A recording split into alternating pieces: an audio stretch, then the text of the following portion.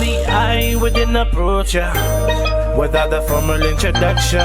Never been the type to move fast, but I'm feeling early eruption. Now tell me, are you down with that?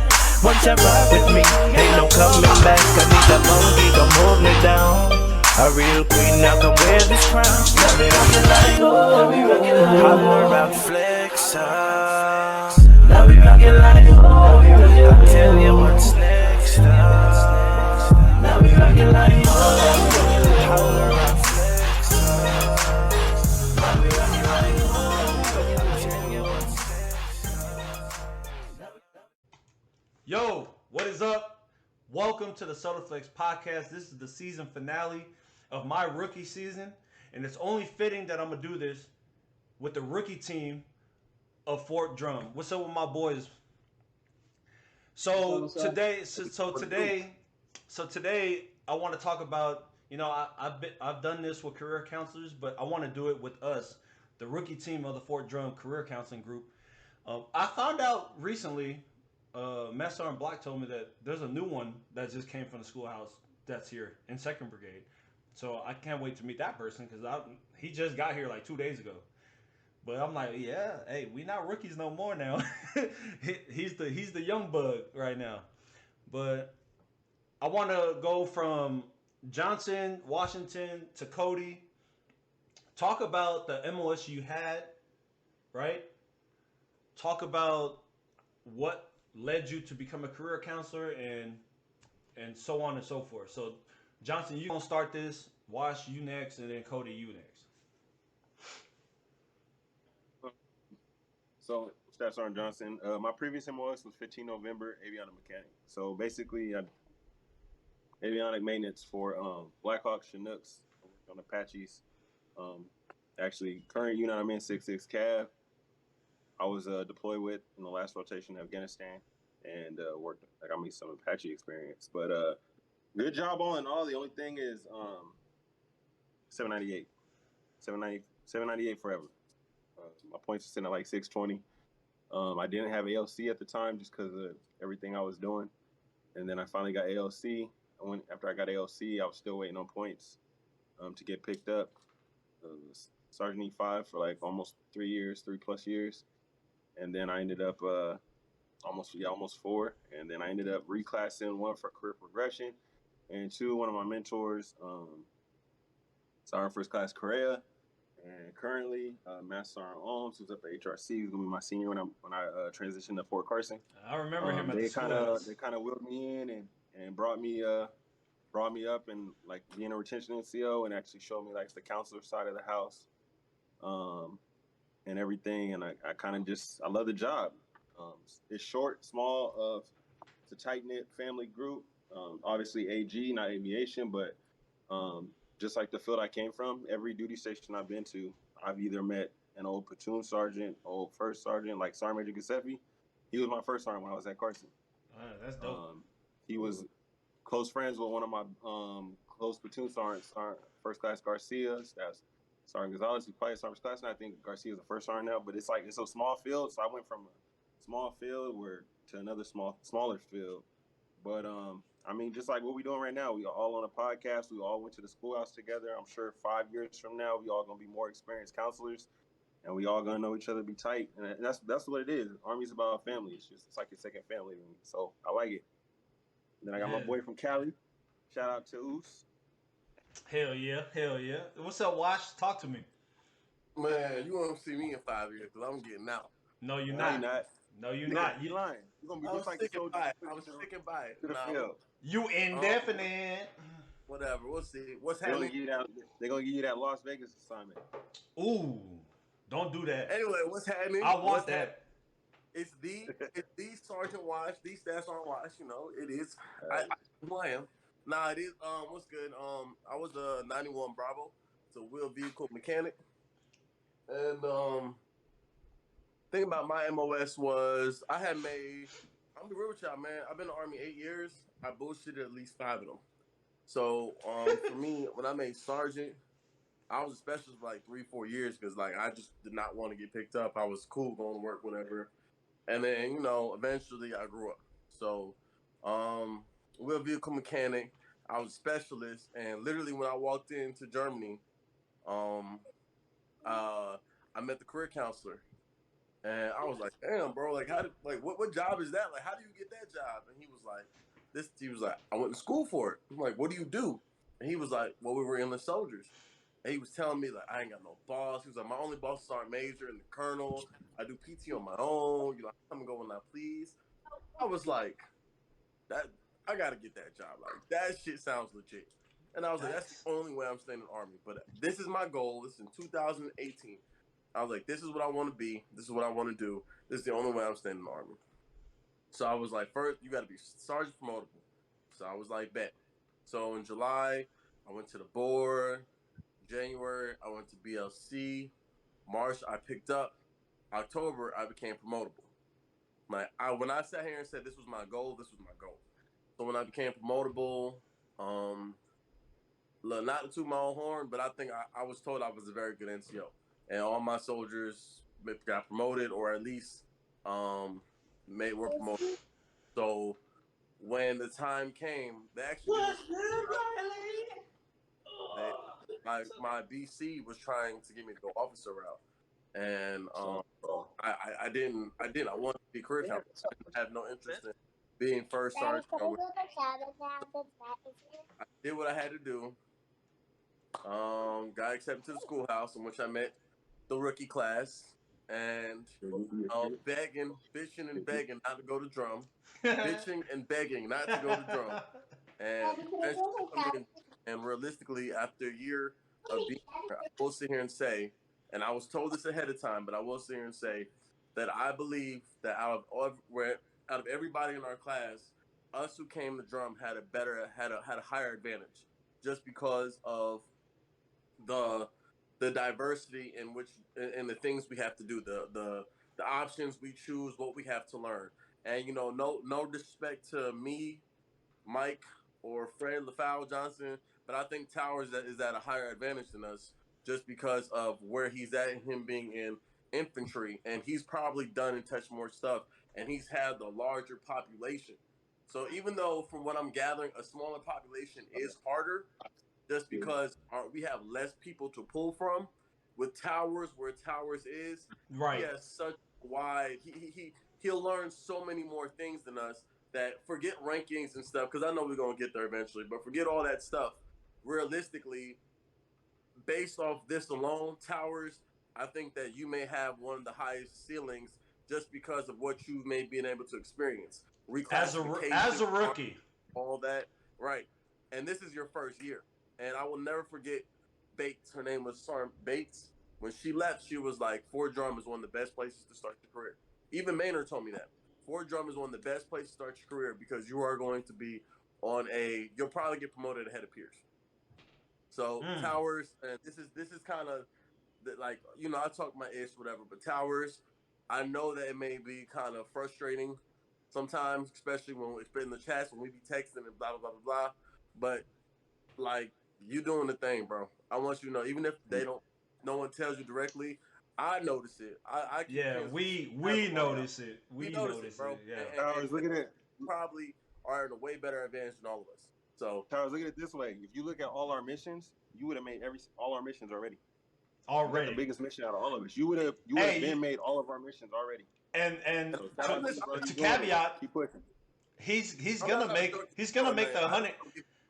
He's gonna make the 100 club before us. Yeah. And that's if you're in 18 Airborne Corps, that's an achievement. You get that 100 club trophy. I can't wait to get that, but I know out of the rookies, that man right there who's playing 2K while we're on this podcast, he's gonna make it before us. He's definitely gonna make that before us. So, hey, Cody. You told me I had to press OK. Well, I'm not watching your damn TV. Go ahead, Cody. Talk to me about your old MOS and how you became a counselor. So, Staff Sergeant Towers, I was a 12 Bravo before this 12 Bang Bang combat engineer, and honestly, I don't know. I love the job I did. I deployed twice. I deployed to Syria and Afghanistan, but after I made my E5, I don't know. I felt stagnant. Like, I knew the job, and like I don't know. I just felt stagnant. Like I wasn't going anywhere. And then they made me, when I came to Fort Drum, they made me like fire marshal, like Bears manager, and then the retention NCO out of nowhere. And so I met one of my good friends and mentors, Staff Sergeant Telechia. So shout out to him. But he kind of brought me in and like really showed me the in and outs of this job. And like I don't know, I just got the hang of it, and it felt good like bringing people in the fucking his office and just give them what they wanted, honestly. And even if we couldn't get them what they wanted, we compromised, and they still were happy with what they had. And like I don't know, it just gave me a good feeling. So I was like, you know what? How do I get to this job? He's like, well, go get your P status, and then we'll talk. And then we deployed. So it kind of took me a little bit to go get my P status. COVID hit, so we came back. Finally got my P status, and then they told us that ALC was canceled. Like they weren't doing anything. So I was like, damn. So I got with him, and we just went through the process. It was a long process because he was still deployed, and I came back early because of COVID. So I had to go through all these hoops and stuff. But we finally made it. Got to class with these fools right here. And honestly, man, it's been a good ride. And to piggyback off what you guys were saying with the bigger mission, I mean, it's hard, but like it's not, man. It's just harder because these guys want a lot. These soldiers are like stubborn, so you guys know that you get a soldier in Japan, and then the next day they change their mind because some things. But oh my god, that's gonna lead to another subject. That's going to lead to another subject later on in this podcast. We're all going to make our goals and milestones in this career field, and I have high hopes for all you guys, and I'm proud of y'all for making your mission, and regardless of the mission size, bro, you guys did it, all right? Like, don't let anyone take that from you. I know people be like, oh, cab this, cab that, bro, but, hey, it's what you make of it. Y'all talking shit. Cab leads the way, bro. Don't talk to us. That's what I'm saying, bro. Like, people are gonna say that, like, cab is nothing, all this, but yo, you guys have like these guys can get out and they make 6 figures on their own. So, you persuading them to stay in is a big thing. Like, it's a big deal. Not persuasion. Yeah, no. We don't persuade. Don't persuade. I give you options. I say, hey, look. If they want to get out, I'd be like, look, what is your plan? My biggest thing is, as long as I can either get you what you want, retaining in the Army, or make sure that smooth as possible. Hey, he getting out. That's he makes a real good point though, because even though he has a higher mission, which we all respect, the mission that y'all have, even though it's lower, a lot of those people can make a lot of money outside the world, and you guys get to retain them in the Army. So he made a really good point. I didn't even think about that until Cody just said that. That's crazy to think. Like, I don't know. But for me, I don't know about y'all. I didn't even know what the fuck a retention NCO was, right? I went on, y'all remember Ask on AKO? It was the satisfaction key. So this no more? No. I don't know. It's still Ask. Yeah, but what I'm saying is at the time, I was E4 promotable. I just got back from deployment, right? And I looked, and all I had was Korea as a 90. So if I was a welder, metal machinist, so allied trade specialist, I was 91 Echo in a service and recovery unit, and I was never doing my job. If you know welders, they're stuck in the orderly room or you're just a 91 Bravo. You're gonna turn wrenches.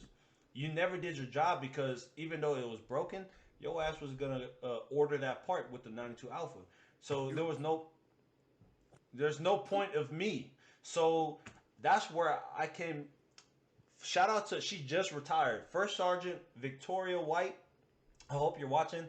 She's the reason why I joined this career field, because out of nowhere, like I'm walking down the hall and she's like, L-efao, you about to be my retention NCO. In the back of my head, I was like, what the fuck is that? And I'm like, damn, what the heck is that? So she goes, you're going to Korea for a week. I was like, say less. I'll take a vacation to Humphreys right now. So I go to Humphreys because I was in Japan at the time, and I learned about it. But when I came back, I didn't know what a career counselor was until I started barbecuing. Shout out to Drew. Shout out to Paul. I used to go to my boy Drew's house, and my neighbor was my career counselor. So we would barbecue, we would drink, and we would party all day. And one day, fucking Paul says, "Man, you gonna be a great retention NCO. You might want to be a career counselor." And he said exactly what Washington said, like all the good things that come with the job. Like don't None worry. of the bad. None of the bad. Yes, none of the bad. And let's not talk about that because that's one of my topics. He told me all the good parts that came with it. And I'm like, man, this is what I need. I like all y'all. We need career progression. 91 Echoes were 798, 700 all day long, and I was never gonna get up there because I never did college. I hate school, and I hope my in-laws don't see this, but one day I'll get in college. But I do want to say one thing, which is what kind of got me. So I had already, as an E4, knew I wanted to be a career counselor. However, when I got promotable, I couldn't get a fucking ALC slot. So when we picked up, I had 5. True. ALC.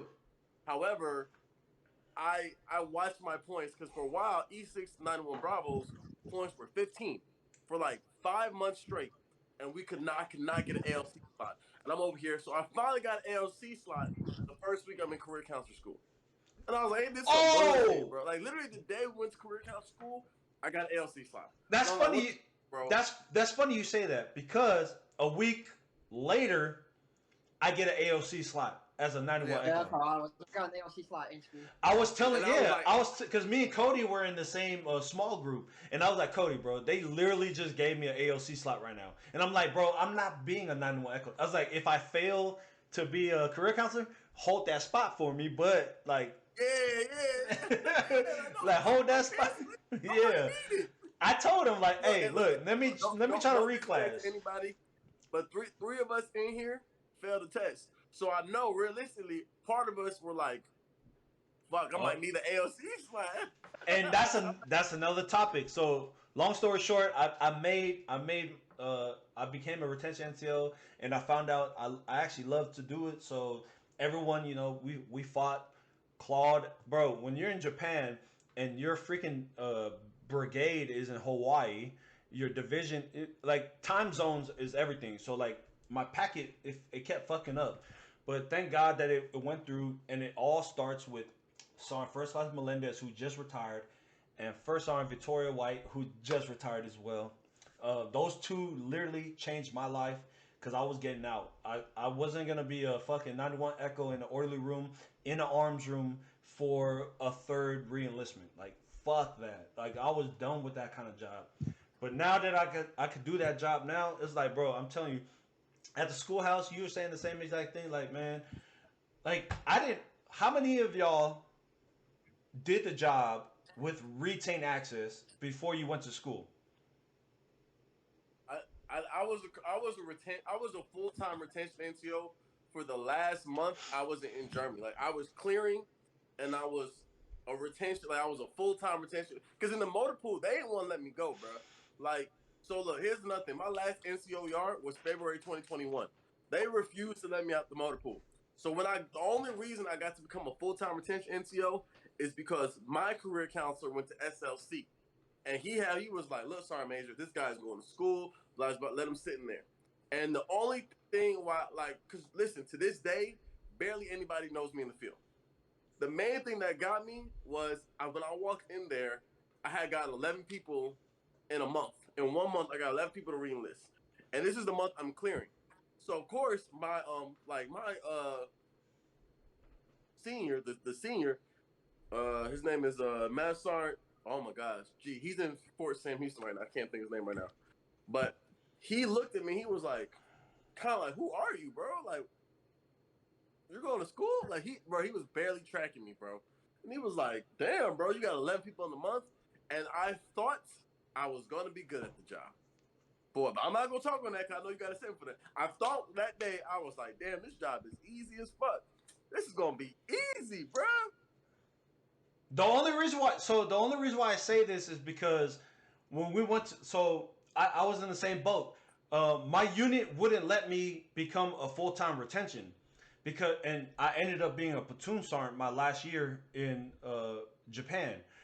They didn't want me to do nothing, but because I'll show you that NCOER if you need to. Subtle flexing. But long story short, they wouldn't let me do that. So my last month, the only reason why I was full-time retention my last month, just like you, I was clearing, is because the career counselor literally was leaving. Shout out to Sergeant Robert Littell, who was the sponsor for me to become one. For real? You know him? Littell, that was my senior. That was the career counselor in Japan. No fucking way. I ain't never heard that person a day in my life. Why the hell did you say that like that?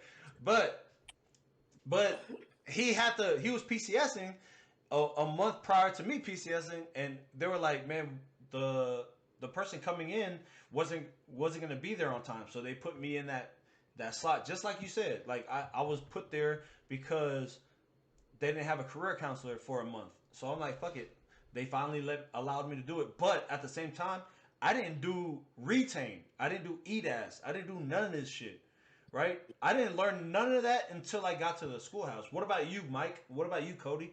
Did you guys get advantages like that? Did you get to see what retain was before you went to the schoolhouse?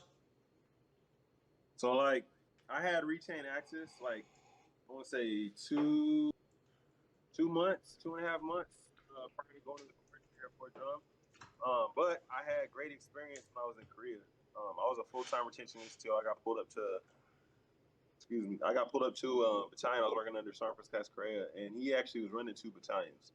So I got the advantage of running. I wasn't running, but I was doing the retention and stuff. Which I'm not even gonna get into that yet, because I know you're gonna hit it up with a topic later. But being a retention NCO is completely different from actually being a career counselor. But being able to talk to soldiers and throw their options at them and get realistic, that's what I was doing. And then between Sergeant First Class Correa and Master Sergeant, who at the time was Staff Sergeant, then he obviously got promoted through the ranks. But like I got set up for success. My entire career is the thing. Like even as my previous MOS, I've always had a good career. I've always had good leadership. I've had bad too, but I've always had that good leadership that was embedded in my career and wanted me to be successful. That's the one thing I've always had consistently throughout the Army. Silver spoon soldier. Shout out to Master Sergeant Everhart, which helped that's your mom over there with the pay as soon as he came into Fort Drum. Hey, Master Sergeant Everhart, she's retired now. Great leader. Gave me a lot of experience. Gave me a lot of what does policy say. She set me up for success. But this team here on Fort Drum, I'll be honest, like great team. We're spoiled. I'm glad I was here. We're spoiled. I'm glad I was in the situation I was, because, like you said, I think we have an advantage over a lot of other career counselors in different units. I can't speak from experience because I don't know how it is in other units, but from what I hear and from other counselors that's here, I'll tell you right now, between all the way up to the Sergeant Major Bachman, they take care of the team. They're embedded and deep rooted in success. Shout out to Sergeant Palmer. Martuz, the GOAT. I'm telling you. You gotta salute. Like, that's the GOAT right there. Perspectives on everything, to where anywhere else I go, I can either reach out to a experienced counselor that's in that position, and of course my peers, and be able to be set up for success. Like, so I like how you brought that up though, bro, because I wanted to bring that up. That wasn't part of the script, but I need to bring it up before I go to Cody about this, because he over there playing freaking 2K. Yeah, he look focused. Look at him. Well, hey, how many points you got? About 6. I got 17. No, fuck that. How many turnovers you got? I have 1. So for me, right, we were talking about this, like Johnson. I'm glad Johnson brought this up, because a lot of the counselors that came here, ooh, yeah, that was a shot right there, ain't it? But the thing that I liked about this group is it starts from the top, man. I call him the Godfather. This is a mafia to me. Sergeant Major Bachman started this counselor culture. That's what I call it. And it before I go on to that, Master Sergeant Eberhardt and Sergeant First Class Blackmore, who just left, those two took care of me. I came here last year in June. I didn't know nobody. I Googled freaking division retention, and they gave me Clark Hall. I go there. I'm like, bro, they're not paying me. I had a whole $35 for a paycheck, y'all. And Master Eberhard said, hold on. She started typing. She prints it out, says, take this upstairs to finance. And they fixed my shit. And that's where and Sergeant First Class Blackmore was the one that started it. I didn't know anyone. He's like, hey, come in. He wasn't tracking I was coming in. None of that. So when I had that family feel from those two, coming back from the schoolhouse, Sergeant Major Bachman, because at that time, I didn't meet him because he was out of his kid's graduation. It was the summer, and his kid graduated, and I just missed meeting him. And when I came back, like I saw the way he operated with his seniors, with his counselors, everything. This man called me one day in the middle of a day to say, "Hey man, your sister's whooping your ass. Like I need you to get at least one or two right now." I was like, "All right, say less." The man cares, and that is effective to all of us because I talked to a lot of the seniors. I talked to a lot of other veteran counselors. They say this like you don't get this at every freaking duty station you go to. You don't. And the family oriented way is like, man. They rather bring you down and tell you what you're not doing, but it's I like here love. they're like they might talk smack to you or whatever the case may be, but they point you in the right direction. They're like, hey, look, here's the water, go drink it.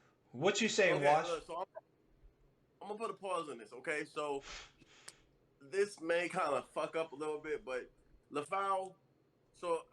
And I'm gonna let you know, Johnson and Towers. You know, especially you, Johnson. You know, I talk hella shit, especially in the cab. I talk hella shit. But realistically speaking, Don't be average. L-efao's the roadie, the rookie of the year. And the reason I say this Stop. is this. So, no, let me explain. So, walking into this, as you three know, I had a bad taste in my mouth based off the career counselor field. I felt like I got backstabbed. I felt like a lot of negative shit started walking into the field. So I did not walk in the field with this family first shit.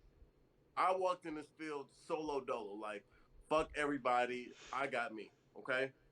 And I will say a year later, a part of me wishes that I would end up taking the experiences and of us entering the field, you know, going to school and brought it with me. Because like you guys said, the family first mentality, Fort Drum really has that a lot. I love it. L-efao, the biggest thing that makes you, and I'm gonna sit here and say better than the rest of us, is you are easily, and this is not saying anyone else isn't, you are easily the most likable person just because the way you go out there and reach out, the way you sit here and make it your job to sit there and say, hey man, what can I do to help you? I think all of us can say that. Wait. That's why I said I'm not putting it against anybody else. But you walked in here and you didn't make any negative connection. I know in the cab world, and I'm not gonna speak too much about that. In the cab world, it was very difficult for us because we had to balance learning our job with a dictatorship type leadership, where we had to sit here and part of us had to focus on trying to perfect our job as opposed to reaching out to soldiers. So the reason I said that with you is all the things you're touching, all the people you touch, you didn't have, and you may look at it as a hinder, like it may have hindered you. But the reality of the situation is the connections you made Sergeant Major Bachman, every time I'm around him, he definitely brings your name up. Every single time I'm around, he brings your name up. And it's a good thing. There's no hate, there's no animosity because Right. I like to see. So, and I say that because right afterwards, and see, I don't know enough about Towers in a job type setting, but I know Johnson's out there, and I give Johnson shit because Johnson will talk. God damn it, he will explain why this cup is red, where the color red came from, all that. But the reality situation is Johnson will also go out there above and beyond to try to sit here and make somebody feel comfortable. And we give him crap like, oh, Johnson, you talk too much. But the real situation is Johnson wants to make sure that whenever he does something, All the information. Who, what, where, when, why, how, maybes, you know, all that. And like I said, we give him shit, but the real situation is soldiers want to feel comfortable. Leadership wants to feel comfortable. I wish that when I walked in the fields, I had the same, relaxation that you had. But for me, I walked in the field with a chip on my back, with a chip on my shoulder. And it may have helped me, but I never got the experience I never got the time to make those connections. And then us being isolated out there in the airfields, it hasn't helped anything. So I really want you to understand, L-efao, I say this in front of all the rookies, you are the rookie of the year. And No. I might be the only one that feels that way, but L-efao, what you've done, I want to give you so many props. I You've appreciate maintained that. a relationship with the ones we've walked into. You've kept the relationship with the ones that brought you into the fields. You've also made new relationships without burning any bridges. And for that, I want to give you the total and utmost respect. I hear you sometimes when you're like, yeah, I feel like blah, blah, blah, blah, because of our, me and Johnson have learned different things, but Yeah, I'm telling you. please, Listen, please, I get. please don't minimize your success.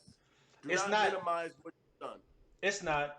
But I like to give flowers where it's due, also. And I'll tell you like this: you and Johnson, and I don't like I said, Cody, while he's playing 2K, his ass.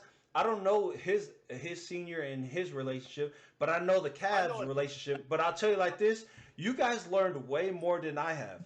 And even though I've taken a big role as a brigade senior, because my senior, Mass Arm Block, by the way, I call her Mom. Mom is Ebonhart for Johnson. You know what I'm saying? She had to go, and she had to go under the knife, and I had to take over as a rookie. I get that, but I think that you guys, bro, I think that I'm not the rookie of the year only because one, both y'all finished. I'm still not done with my mission, and I'm gonna bring that up now. That's the topic next. I want to talk about that because first of all, before I even go there, I'm gonna go over here. Johnson, you gonna no? Actually, not Johnson. Cody, because his ass fucking wants to do a layup right now. We're gonna talk about this. I want to talk about the insight. All right, outside looking in, people think career counselors have it made. I want to know, or I don't not want to know. I want you to say how not easy this job is. Give me some insight so that these people that watch this podcast understand that yeah, it looks easy, but we have a lot of things to do. Cody, go ahead. So, like you said, we have that stigma like we don't do anything, this and that. I work, just so I can take care of soldiers. I have soldiers downrange right now, and I'm working because we're on two different time zones.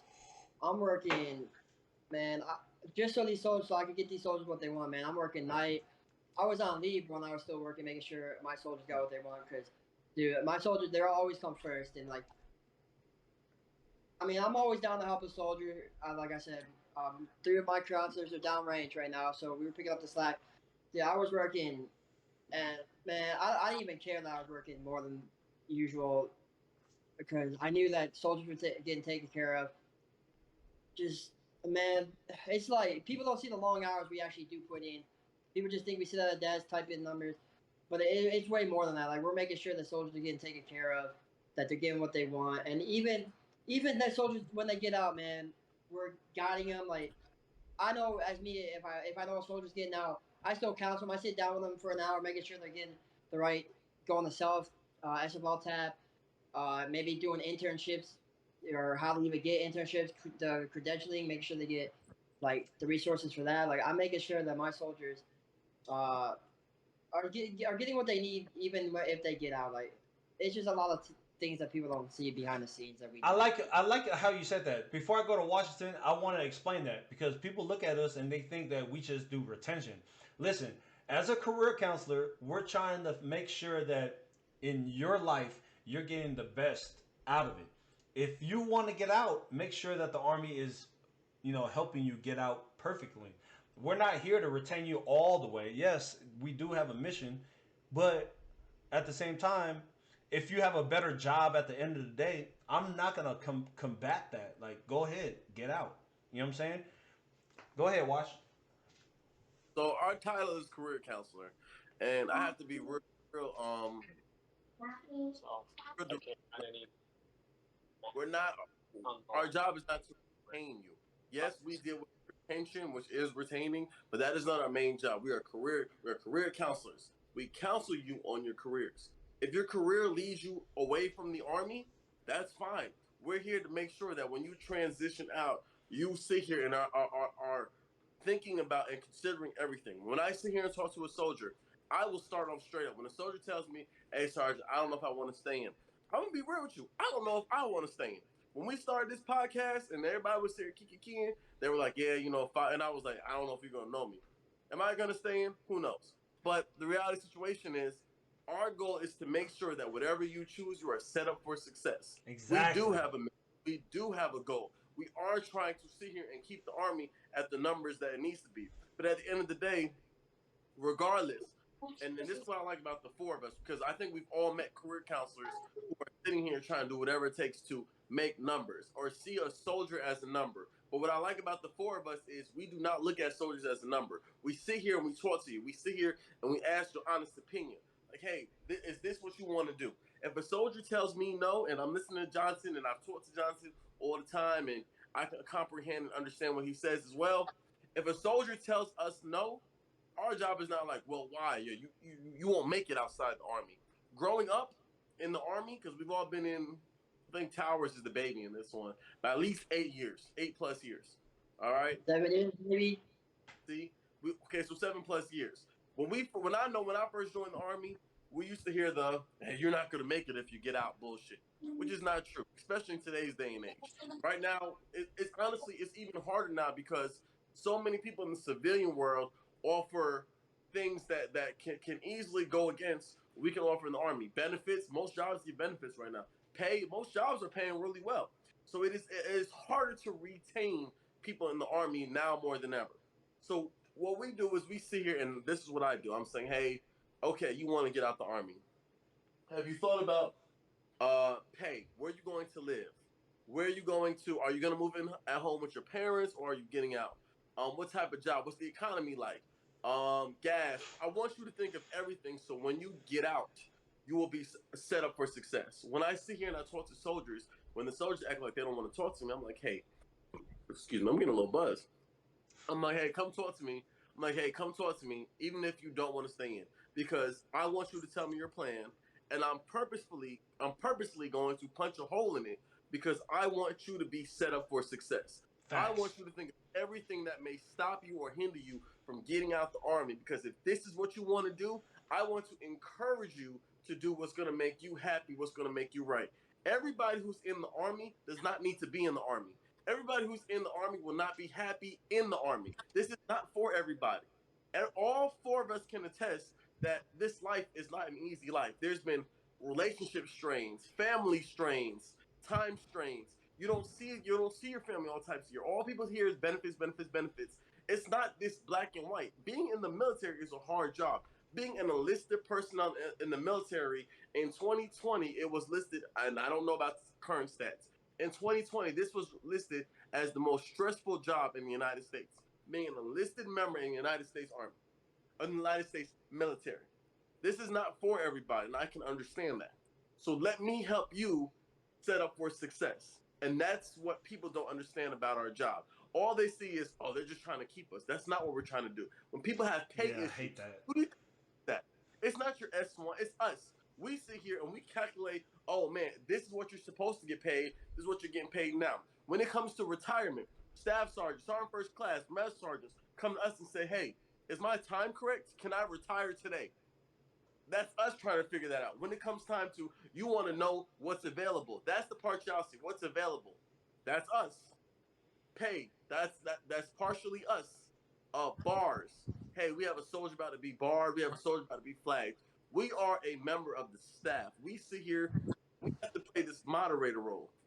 We are moderators because we're on the side of the staff trying to sit here and maintain their population, their element, their company while sitting here and trying to do what's right for the soldiers. It's a very hard job being in the middle right now because we're sitting here trying to help soldiers. We're trying to sit here and help company staff, company commanders, all that, only to find out these company commanders don't really know what they're doing. These I battalions, had a these situation. battalions only know XYZ. So we are what's the word I'm looking for? We're the advisor, really. We're there We're to the. advisors, correct. We are advisors to the command team, to the battalion commander. And when this is what they don't understand. When we make the battalion commander look good, it makes our life easier. When the battalion commander doesn't know what the fuck is going on and gets blindsided, we're the one having the answer. There's nobody to teach us our job. There's nobody to sit here and help us navigate the ropes. We have to figure it the fuck out. And when we fuck up, everybody fucks up. They don't know that though. They don't know that. All they see is, hey, do you want to ring on list?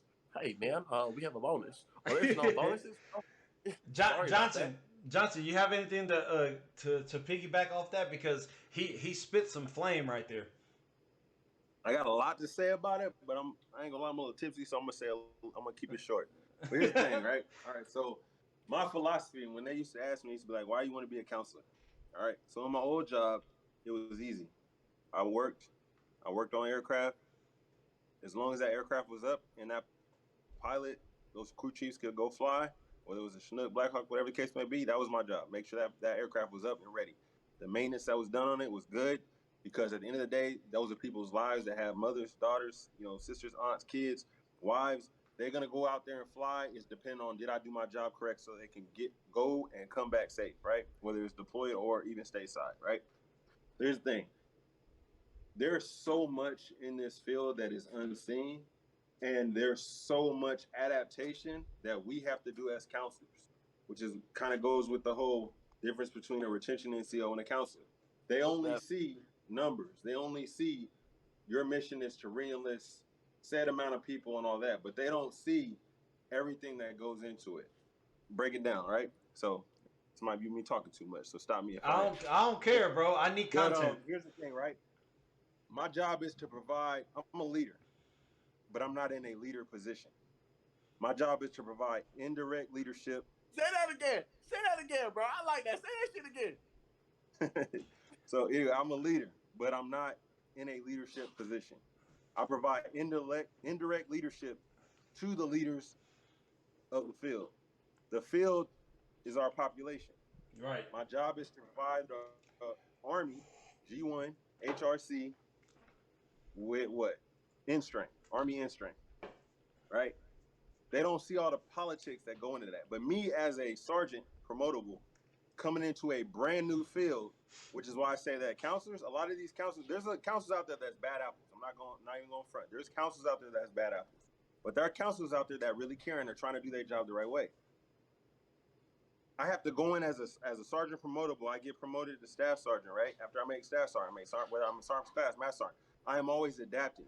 I have to learn. I came in as a sergeant promotable, graduated out of schoolhouse. I got thrown I'm a brigade asset that's attached to a battalion or squadron, or the different terminologies for it, right? So I come in day one. I have a sergeant major and a SCO that I have to be able to give guidance on understanding policy, regulations, within what are the left and right limits. I have soldiers coming to me that are like, it's in the title, career counselor. Hey, Sergeant, my career's stagnant. Or, hey, Sergeant, I don't know if I want to stay in the Army, but I have a family of 3 with, my wife is upset with me being in the military. I haven't had the greatest career. I don't know where I'm going. I don't know what I want to do with my life, right? My job is to sit there and as Sergeant Washington said, is to punch holes in your plan. And it's not me being an a-hole. It's not me, trying to convince you to stay in the Army. It's me in my position where I stand. I'm genuinely caring and I'm trying to figure out what is the best thing for you. I'm looking at your NCRs. If you're not an NCO, I'm looking at your packet. I'm looking at your counselings. I'm looking at your SRB. I'm seeing how are you viable to a unit? How are you an asset to your unit at the position that you stand? Where can you be better? I got sergeant first classes. I got staff sergeants coming to me that don't even know how to read an SRB. I got soldiers coming to me, E4 and below, that ain't even received the counseling within 4 or 5 months, or they get that blanket counseling that, hey, this is this, this is this. Oh, you did this, you're good. But they're not really getting no development. They're not getting no mentorship. And guess who's filling the gap for that? That's counselor. The counselor that's sitting down and talking with that soldier and saying, hey, you're not doing this, or you're doing this, but you're putting all your eggs in this basket. But what you need to do is you need to go here. What about school? What about going to the education center and transferring your JST? I know you don't want to do college, but guess what? You can transfer go do your JST. You can transfer your military education, and that's going to benefit you on the outside. That's going to push you to get what? An associate's degree. What you going to need when you get out? You're going to need an associate's degree. You're going to need some type of degree plan, whether it's a bachelor's, whether it's your master's, whatever your goal is. You're going to need something to benefit you and your family, and that's where the counselor comes in. On top of that, I got a Sergeant First Class just last week. Hey, can I send you my retirement packet? I just need you to overview it, and then of course I'm going to look at what their BSD, their PVD. I'm going to look at their pay. I'm going to make sure all that stuff's straight. Because why? At the end of the day, this soldier's going to retire. At the end of the day, the soldier wants to, to make sure that his family's taking care of his stuff set. Oh, what about that specialist that's about to get out? Oh, hey, guess what? If I extend you out to your RCP, you're going to get a severance package when you get out. You're going to have money in your pocket. You're going to have this. Like, I'm filling all these gaps. But guess what? Was I actually trained on this when I went to the schoolhouse? No. Fuck no. Was I actually taught, That wasn't in the schoolhouse. That wasn't in the schoolhouse. What green of gold is, what dropping a warrant packet is, going 17 Charlie, one of the hardest packets to get positioned. Me doing networking to get in touch with certain people and individuals so I can help this soldier out. Oh, by the way. Say it again. They don't understand that networking is everything in this motherfucking field, bro. Yeah. You cannot it's get who you know. Network. It's who you know. What about the soldier that's getting med boarded? That's going through an MEB process. He's been identified, but nothing's happening. I don't know how to do that shit. I'm reaching out to the doc. I'm reaching out to the first sergeant. I'm talking with the sergeant major every week on a brief in the SCO, saying, hey, these are the soldiers that are identified for MAR 2, or this is the soldiers that identified, but guess what? They're getting med boarded. What's the process? This is the y'all did a MAR 2 before? Counselor, I'm not gonna do that. I'm gonna fail. Hey, what's gonna happen? The unit's gonna fail. I'll be teaching you how to do a MAR 2 in September. I'm done. I already got one. You're gonna be good because I got one. I know where you're getting your class from, and that's the one that taught me. They taught me stuff. No, here's the thing. At the end of the day, you just gotta be able to. Our job is a lot more in it, and I'm the only one that can do it where I'm at. There's only one counselor in a battalion. At that battalion. One of them. There's not a second. There's not a two. There's one counselor that is at that battalion. And really, if you want to get technical, there's only one counselor that's really handling your business, and the only time the senior's coming down is because that counselor ain't handling their business.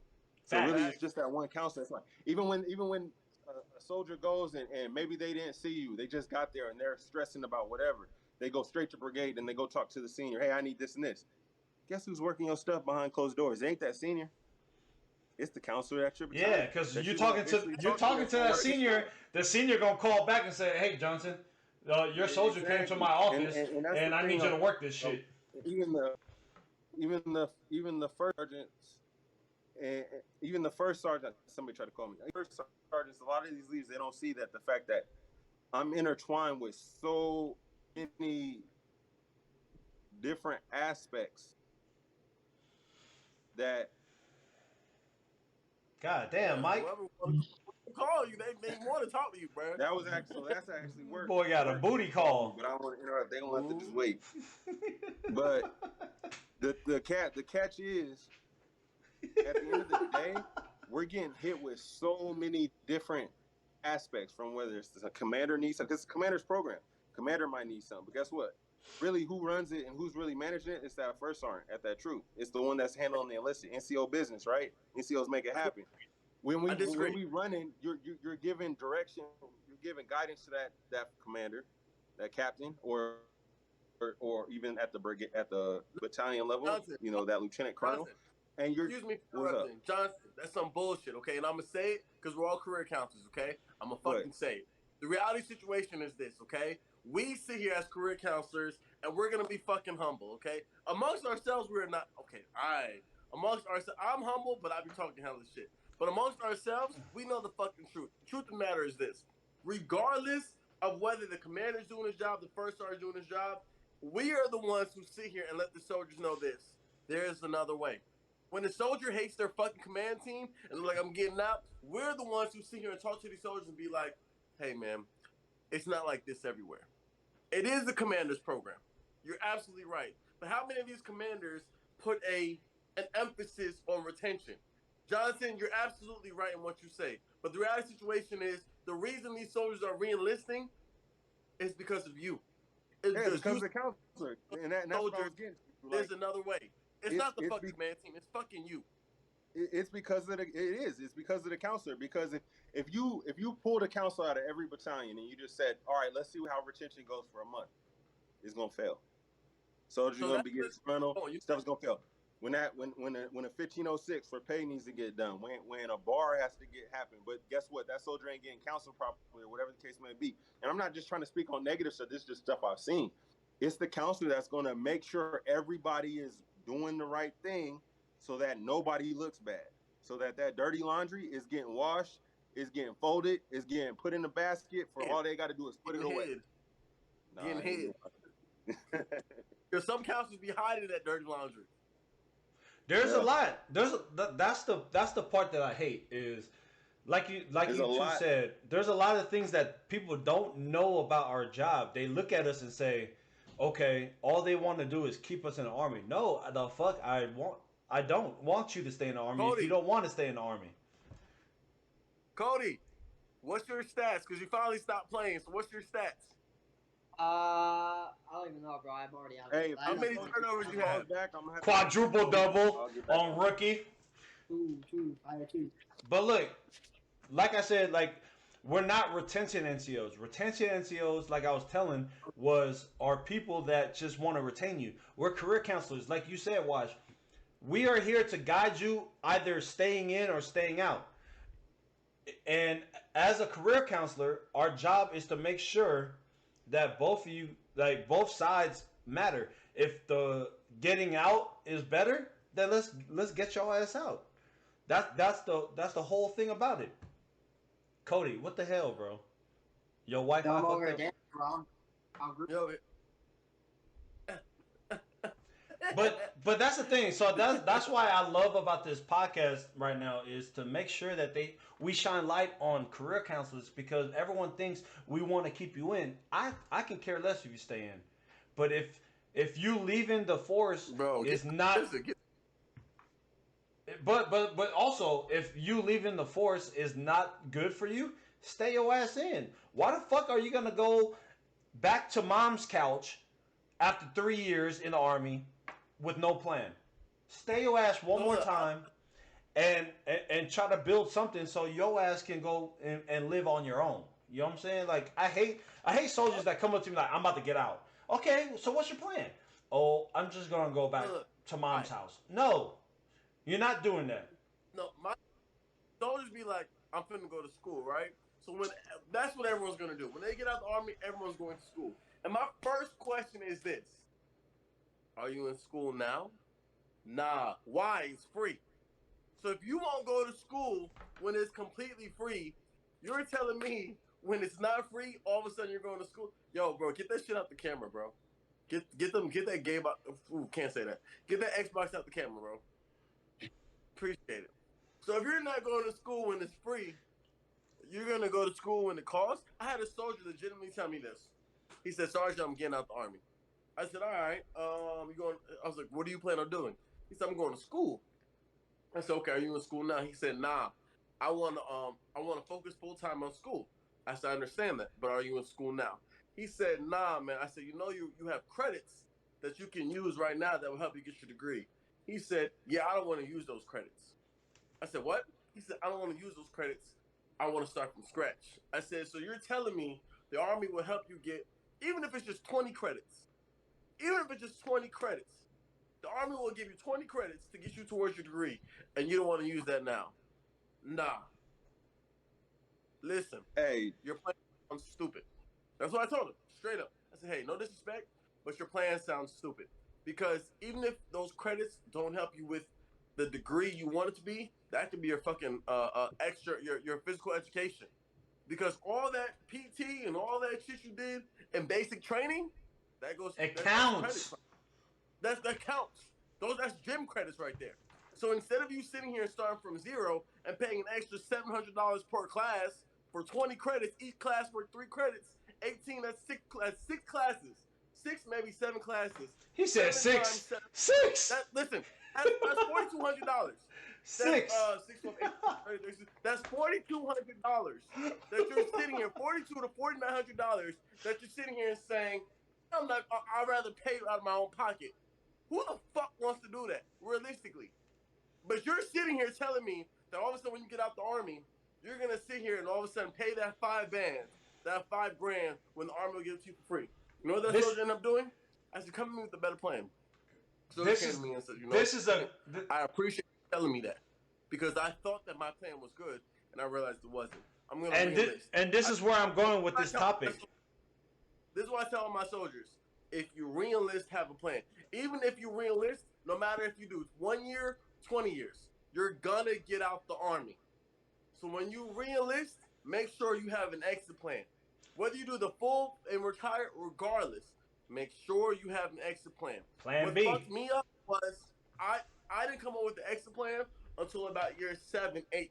So at this point in time, my goal is this: I want to have my degree. So if I re-enlist, it's my choice. That's another reason I will not push re-enlistment. I cannot tell you without a shadow of a doubt I'm going to re-enlist. Everybody in their mama has told me I'm going to re-enlist. You are. However, when I re-enlist, it's going to be a choice, not my back against the wall. And I don't know. He's re-enlisting, y'all. Hey, check this out, right? So this is perfect example of what I be talking about with like counselor's adaptation. So soldier just called me like 3 different times, right? I finally answered, picked up the phone. First thing he says, Sergeant Johnson, I'm sorry I'm bothering you on the weekend. I know it's the weekend and all that. I got something really important to talk to you about. So what's going on, right? So I'm not the soldier's first line, nothing, right? Soldier calls me, says, hey, so I know I told you I was not going to re-enlist. I got some stuff going on. Just found out a situation I can't go into, obviously HIPAA and everything else. But soldier's family has an issue. Something happened within the family. Financially, the soldier will not have the ability to help their family unless they retain in the army, right? Soldiers within 30 days is currently on, what is it called? Terminal leave to ETS out of the army.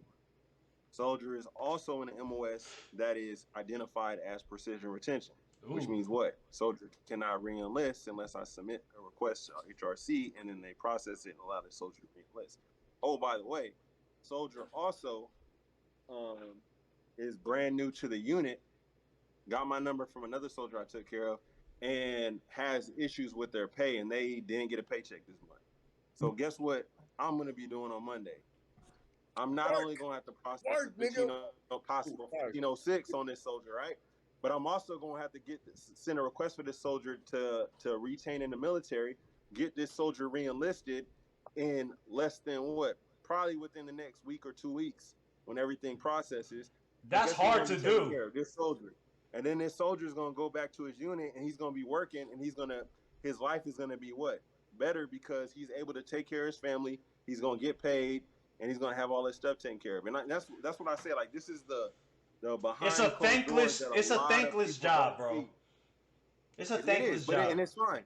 It's fine, because my thanks, and that's where I'm humble, is that my thanks is as long as I did everything I could for that specific soldier, because everything is case by case. I'm good, man. I don't need nothing else. That's all I need. One thing Wash was bringing up, I don't know where the fuck he went, but this is the last topic before we close, is he brought up a situation, right? I want to know the funniest or like the most difficult soldier that you, because Cody, you gonna start this. You brought up the Japan denial. I've had that too. But like, talk to me about the funniest situation or the most toughest soldier that you had to talk to try to get him to re-enlist over some stuff. Maybe. But anyway, the funniest thing, I had a soldier come to my office and he's like, "Oh, my dad's this," and I was like, "All right, cool, man. Like, what are we looking to do?" He's like, "Oh, wow." He told me that every MOS gets a bonus. I was like, "That's not true." He goes, "No, like everyone, like the new milper message coming out." I was like, "We could look at the milper message." He's like, no, like I know, like I'm like, bro, I'm the SME on this. Like, you're gonna tell me no because your dad thinks like no, bro. Like, here, look Soldiers at it. don't read. And I showed him. He's like, no, there's a new Milper message coming out. I was like, look, man, if that's what you want to believe, we'll sit here and wait. And he messaged me just a couple days ago. He's like, hey, I know we talked earlier, but like, I know the Milper message hasn't changed, so like, can we come talk Monday and talk about my options? He's like, yeah, man, like, just come to my office and like I said, like, you don't get a bonus, but I mean, we can see what we can do for you.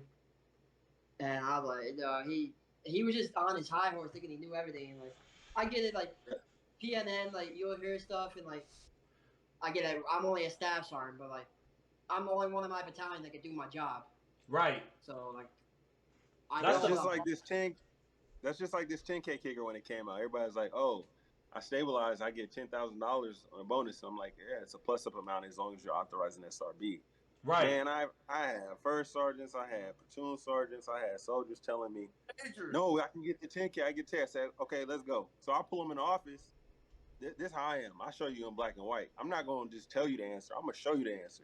I said, "Read this," and then they read it, and they was like, "So wait, that means," I said, If "Then you I just have show a you this like a bonus, week ago?" you could get the And I did, kicker. like, but here's the catch though. Like, I don't even knock it when it happens, because at the end of the day, it really is because, and that's why I say there's bad apples in this field. There's counselors that, you know, and this is not me speaking from my personal experience -1, where I wasn't even a retentionist or nothing. I was getting reenlisted, and I just wasn't given all my options. But it's like some of these soldiers have bad experiences. They have bad experiences where they took the word of that counselor or that chain of command at the time, and they failed them. So now they get to you, and they're gonna second guess and ask all these questions, and not gonna believe a word you say, because they don't trust you, because of your MOS and what you do, and because of what the previous counselor and or leadership that affected their career did to them. And that's why I'm personally, I'm passionate when it comes to this, because the biggest thing I signed up for when I wanted to become a counselor was taking care of soldiers, taking care of people. That's just what it comes down to. Our job directly impacts taking care of people at all levels. You know what's sad That's just about what it that is. though? What's Well, sad about that is, go ahead, Cody, before I say something. I'll piggyback on John how like he's saying like they ask him all these questions and I'm not dissing you John or coming at you at any way. Like, I'm in the same boat. Like I'm okay if a soldier comes and like asks me 1,000,010 questions because of another career counselor gave him a bad taste or they heard this. Like Johnson was saying, that's what we're here for. Like we're here to make sure that these soldiers get what they want, whether it's staying in or staying out. Like, and I'm okay sitting there for a couple minutes out of my day, and whatever it is, to making sure that this soldier has all the answers he needs moving forward. That's what I want to say.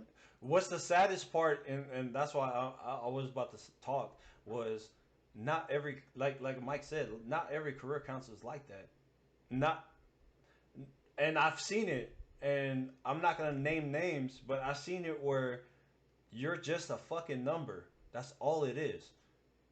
Go ahead. I met a career counselor once that told me he purposely 2 years everybody so he don't have to worry about paying out bonuses. And I will sit here and say my old career counselor brought me to him. And the moment we left his office, he said, "Do not be a career counselor like him," because he did not want to worry about bonuses. So he purposefully sat here and put everyone on a 2 year, fucking over soldiers. Excuse me, fucking over soldiers. So he did not have to pay out a bonus. And that's so sad. And that's where I'm going with that. Me and Johnson, and I know what me and Johnson for a fact did this. We were specifically told not to, and part of us, I know for me, it slipped me. I missed it, but I was told not to reenlist the soldier until a later date, just because it gave the soldier a higher bonus. And that's I the have type two of soldiers like that right now. We don't. Okay, so I'm not gonna put nobody out there. Me and Johnson, the person that's in charge of us, is not always the easiest to get along. But I guarantee you, without a shadow of a doubt, me and Johnson have probably learned a lot more than people in our position, just because this person has forced us to learn to sink or swim, or forced us to sink or swim. And at times, it's so upsetting because as a new counselor, it hurts to not. It does hurt sometimes to figure out things on your own and not be told the hows, the five W's, the who, what, where, when, whys on getting something done. But because of the sink or swim mentality, we were forced to become better counselors because this is an okay way, but here's a better way. And you know, it sucks because it hurts. It hurts because it's like sometimes we have to learn on our own, or we have another career counselor who sits here and teaches us more than the person who's supposed to. But even though I don't always like the way he teaches it, the things that he has taught us are sometimes invaluable. Just because if we didn't learn it today, or if we didn't learn it the way we learned it, who knows if we ever would have learned it. Right. And that sometimes, hey, you're not going to re-enlist the soldier today. You're going to re-enlist the soldier in another 3 weeks because it'll give them an extra $3,000 goes a long way. But there are counselors who will do whatever it takes to not put the soldier first and put themselves first. And those counselors are the reason why career counselors as a whole have a bad name. I love that you said that. I love that you said that because I literally was explaining this one time. My battalion XO at the time was trying to put me in the field. I came from the field. You know what I'm saying? Like, I've been to NCC, I've been deployed, I've been to the field at Fort Riley. But my point was, we were going out as a battalion staff to the field. What do you think I'm going to be doing with a bunch of officers and in-depth NCOs from Sergeant First Class and up in the field? You're crippling the retention program. So I had a perfect example, and you brought it up. One day could really change a person's life. This staff sergeant, shout out to Staff Sergeant, well, she ain't Staff Sergeant, Sergeant First Class Ballman, she was our medic, our NCO IC for medic. And she got promoted, and just like you guys know, if you're a staff sergeant getting promoted, they have to re-enlist to meet the SR, right? The retirement. And I told her, like, you need to come talk to me now because I looked at the SRB. If she waited, because I was literally at the brink of one day. I had 1 day to re-enlist her as a staff sergeant. And I had the next day, she's promoted. That last day, she got 11,300. But if she would have re-enlisted as a sergeant first class the next day, her ass would have got 5,700. You telling me one day I could change your life? You get 5 digits instead of 4. That's the thing that I was trying to explain to a lot of the staff when they kept fighting this shit. You know what I'm saying? Like, you're talking about a lot of money for 1 day. And if you cripple that, it's my fault. If she finds out that I gave her $5,700 instead of 11,300, she's looking at me like, why the fuck you didn't fucking re-enlist me yesterday? And that's where it comes. It's a thankless job. A lot of the stuff that we do, I don't know, like, what's the most money you threw, Cody, to someone for a bonus? I just do an 81. 81? Yeah. Is that including the fucking kicker? No, that's just straight up. He reclassed. It was an APL2 that I had to send up. I don't know if you guys done one of those yet, but nope. He was reclassed. Yeah, so with these APL2s, he was reclassed into an 18 series, the Special Forces stuff. 81,000? Yeah, he was 87.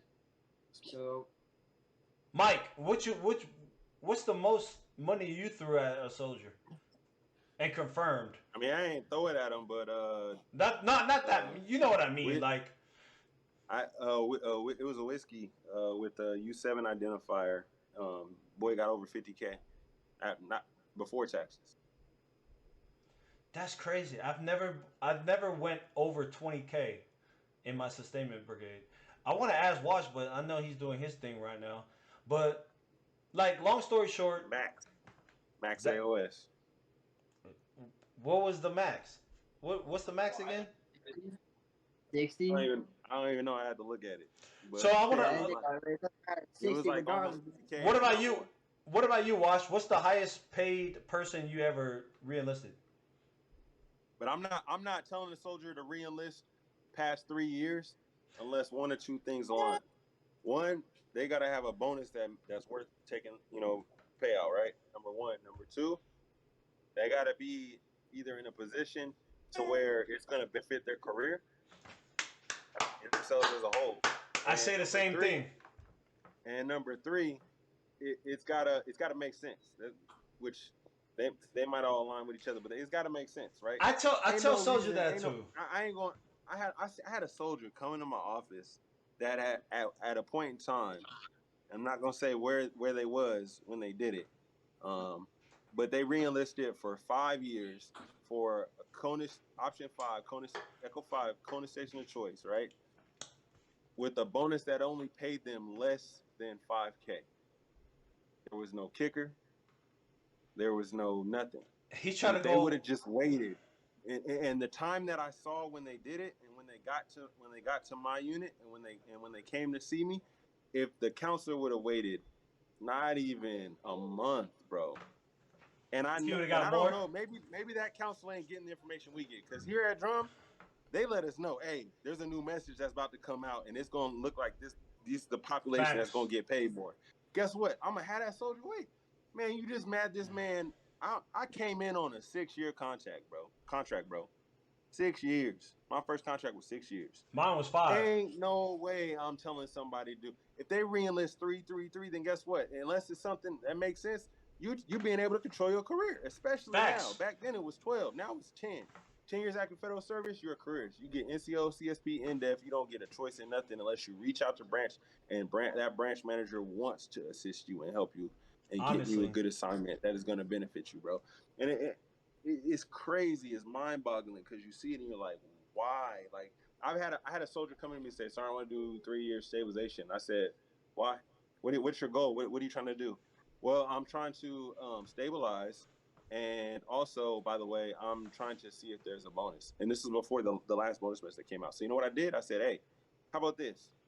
And I know a lot of counselors ain't fans of whiskey extensions, but this is what I said. Right now, this is your bonus, but and this is the thing, because like Taijan Washington said, like, I give them everything because worst case scenario. I said, hey, next message come out, and you might not get a bonus, or it could be less. And even if I'm tracking that it's more, that's what I tell them. But on the grand scheme of things, it could be a bigger bonus, and there might be a stabilization or something that comes back. So if I do a whiskey extension, where you're at and what's going on right now within policy, right? Within what our limits, our left and right limits are. If I do a whiskey extension with 6 months stabilization, not to mention you really don't need it, but I can do it just in case, just to help you out. Their ETS directly aligns with the fact that if they do that whiskey extension, they'll come back into their window. Double credit. Before that stabilization period is even over. No, it ain't even about that, though. That's the thing. I wasn't even thinking that when I did it. What I was thinking was, and it worked out perfectly, but as soon as they came back into their window, the kicker came back, their bonus went up, they re-enlisted for the stabilization bonus to stay longer. I had another soldier that was like, oh, I want to do 2 years, and then I'm going to just see where I'm at. Same thing, whiskey extension, and then when they came back into the window, they re-enlisted again to reclass. The reason why did I have them hold off on a re-enlistment? Because if I re-enlist them, they change their category from an initial term soldier that can do what? An initial term statement if they, if they don't meet the service remainder requirement. So now you stay initial term soldier instead of changing your category to a mid. Oh, by the way, you're able to get a bigger payout bonus. Oh, by the way, if you don't want to stabilize or stay here, or if the bonus doesn't keep, then you can re-enlist where you want to go or reclass what you want to do. Because you're still an initial term soldier that gets all 5 options no matter what. And it's like, but then you see some people that just be like, nah, you want to? Yeah, go ahead, come on. That ain't even the best for their career, bro. That's not the best for you. You got a family. That's a person. That's the point that I'm trying to make, though. A married man with kids.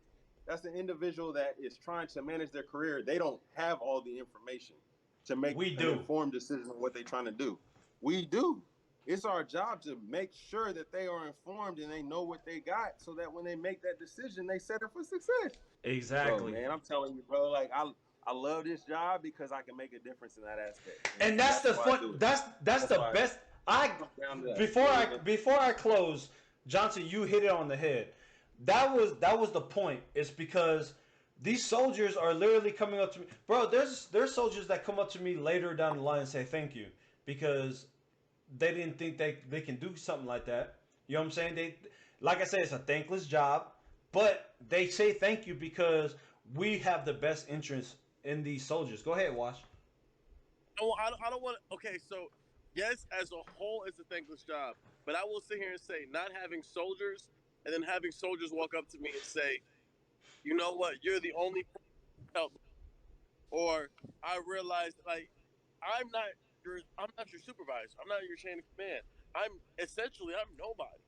But I had enough of an impact as NCO, as a person, to sit here and put your priorities over the Army's priorities. And if they happen to align, then cool, they happen to align. But your priorities come first. And you don't get that often. You don't get that often at all. And the fact of the matter is that I Look can at it. an integral part, a part that sits here and helps you with your life, your career goals. It is a feeling that it may be a thankless job, but whenever that time comes and somebody does sit here and say, "I appreciate you," we don't do it because we need someone to thank us, but it does good when somebody sits here and realizes that I don't have to help you.